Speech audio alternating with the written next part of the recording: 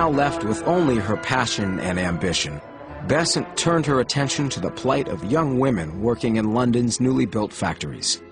Dangerously overcrowded and poorly ventilated, many women lost limbs and their lives to these machines. At the Bryant and May match factory, the chemicals used were deadly, and many employees grew sick and died from bone cancer. Who cares for the fate of these white-wage slaves, born in slums, driven to work while still children? Who cares if they die or go on the streets, provided only that the Bryant and May shareholders get their 23%? Besant's outrage led her to action. In 1888, she helped organize these young women in a strike against Bryant and May. And after 3 weeks of picketing, the company gave in to Besant's demands. The work week was shortened, their pay was increased, and working conditions were greatly improved. The success of the strike did dramatically strengthen Besant's reputation. Those who loved her became all the more devoted to her. Those who felt that she was, Satan incarnate, now were confirmed in their belief because she was seen as destroying the fiber of English society. At 42, Annie Besant had found success helping to unionize unskilled workers, igniting open discussion on the subject of birth control, and drawing attention to the cause of women's rights. But Besant saw that, essentially, society remained unchanged. Ultimately, she wanted to address the root of all human suffering, and she needed a more transcendent path, one that fulfilled the needs of the soul as well as the body. Annie Besant didn't know that her search was about to come to an end. To an unlikely rebel came an unlikely prophet. Madame Helena Petrovna Blavatsky was a Russian aristocrat who abandoned her husband, smoked cigars, and cursed openly. Like Annie Besant, Madame Blavatsky was a woman of extremes. People either really loved her because there was something very endearing about her, or they hated her because she could also be very abrupt and fierce. Madame Blavatsky was more than just a maverick. She was really a threat, I believe, in a lot of ways. She was challenging the orthodoxy of certain Christian traditions, though she had a lot of people very upset. While in New York in 1875, Blavatsky and an American colleague, Henry Olcott, founded a spiritual organization that promoted universal brotherhood. They believed that all religions, philosophies, and even science could serve as paths towards truth. They called it the Theosophical Society, meaning the divine wisdom of God.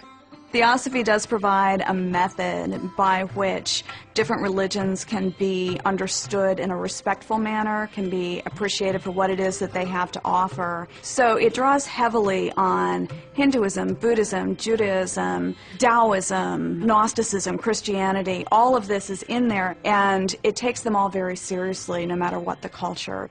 Theosophists believe that all humanity is one family. We're a brotherhood. But beyond that, if there is but one source of life, if there is one life everywhere in the universe, then that life is precious. And to destroy any part of it is to destroy ourselves. You know the famous words of the poet John Donne, "No man is an island, each one is a part of the continent." We're all part of each other. Theosophy does say that the religion that holds the special truths is Hinduism. And Theosophy incorporates as part of its core doctrines the belief in reincarnation and the belief in karma, that our actions today create our own destiny, and our actions today will determine how we are reincarnated. Blavatsky condensed her theories into a book she called The Secret Doctrine. And when it was published, it was given to Besant for review. Her radical colleagues assumed that she would disparage the book. Instead, it overwhelmed her. I was dazzled, blinded by the light in which disjointed facts were seen as parts of a mighty whole, and all my puzzles, riddles, problems seemed to disappear. I knew that the weary search was over and the very truth was found.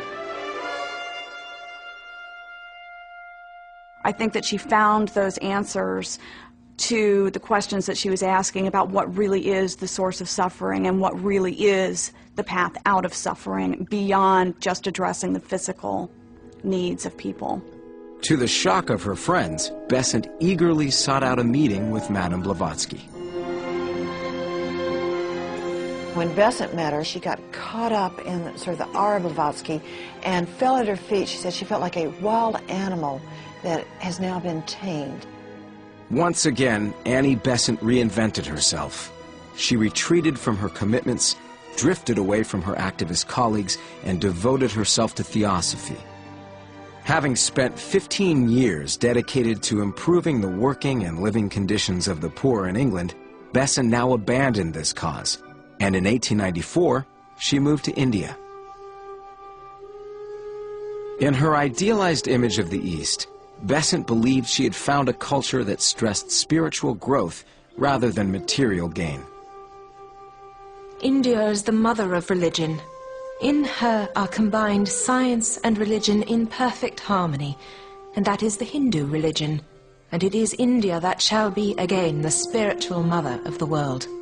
She spoke about India in a way that almost sounded like she had been there earlier, and she did come to believe that she had actually been Indian in earlier lives, and it was a bad karma made her British, and that in later lives she would be reborn as an Indian because of her good works in this world. But for her, India was the other, completely different from Britain. Besant's skills as both orator and organizer drew thousands of new members to Theosophy. Every year, spiritual adventurers from around the world flocked to hear Besant's message. It is said that wherever she traveled, she spoke without a note, and she could grasp people. She could really take hold of people. There was a passion in her. But in Besant's calling as a theosophist, she didn't totally abandon her activist roots. In particular, her passion for India carried over to the welfare of its people. During India's prolonged fight for independence from Britain, Besant became one of the few English champions for Indian home rule. As a result, she once again paid a high price for her beliefs. The British government jailed Besant for over 3 months. She was a woman who had to have a cause, I think.